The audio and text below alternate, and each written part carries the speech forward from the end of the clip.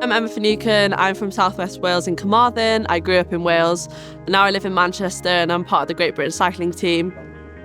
I competed at the recent Olympics where I won a gold in the team sprint and 2 bronze medals in the individuals. It was such a pinch me moment to be in front of that crowd representing Wales. We are such a small nation, but we have so many huge names as part of Wales, and to be a part of that was just such a great achievement. It's something I'll never forget, to be honest. I remember going down to Pembrey actually in South West Wales and riding my first bike race, and I just loved how involved it was. My family was there. It was like a weekend out for them as well, so I like that side of it, and I love performing in front of a home crowd, and that sense of pushing yourself every day and then having that opportunity to race is incredible, and it's something I love it, and I love that it's my job as well.